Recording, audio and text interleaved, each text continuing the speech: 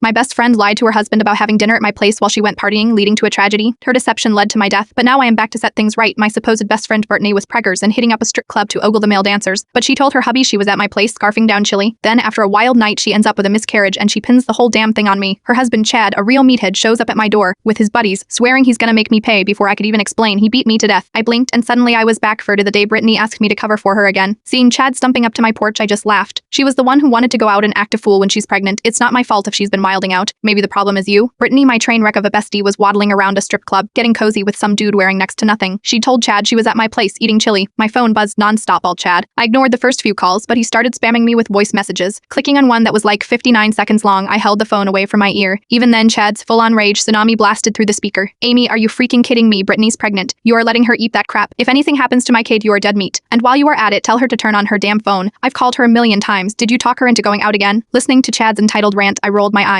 Last time around, my drama queen of a friend Brittany loved hitting the clubs even before she and Chad tied the knot. She always blamed me for dragging her there. Of course, Chad never liked that. He'd warn her to stay away from me like I was the plague after they got married. She kept sneaking out only to get busted by Chad one night. She had a hickey and Brittany told Chad it was from partying with me. After that, Chad gave me the stink eye every time he saw me. Then I overheard him talking to Brittany. Brittany, is your friend into girls? You better not let her turn you gay. Brittany giggled. What are you worried about? Even if she wanted to, she doesn't have that kind of equipment. I blushed at the conversation, but was too embarrassed to set the record straight and redistant from Brittany. Now she's knocked up and hitting the clubs and using me as her alibi. The voice messages from Chad were devolving into straight up insults. Amy, you are a freak. Make her call me now or you are gonna regret it. I snapped. I blocked Chad's number and email, everything. Last time around, Brittany got wild and went to the bars while 5 months pregnant to party and dance. She told her husband that she'd been at my house eating chili. She ended up having a miscarriage and the blame fell on me. She claimed I dragged her to the club, got her drunk, and that's what killed her baby. Chad went ballistic. He didn't even wait for the police to investigate. He stormed my place with his cousins and beat me to death. And me, I'd just gotten engaged to my boyfriend. We were supposed to be taking engagement photos that day. Instead, it became my funeral. My parents couldn't handle it. They both got sick with depression and died hearing Chad's voice again. I just seethed. I still remembered the pain. This time I'd protect my family no matter what. But Chad showed up with his mom, Karen. The doorbell rang. I thought my pizza was here. Instead, the door got kicked in. Chad and Karen. Chad stormed in bellowing. Amy, you lying witch. W, here's my wife. You won't answer your phone. Won't reply to texts. Are you dragging Brittany into some shady stuff again? Karen chimed in with a fake sweet tone.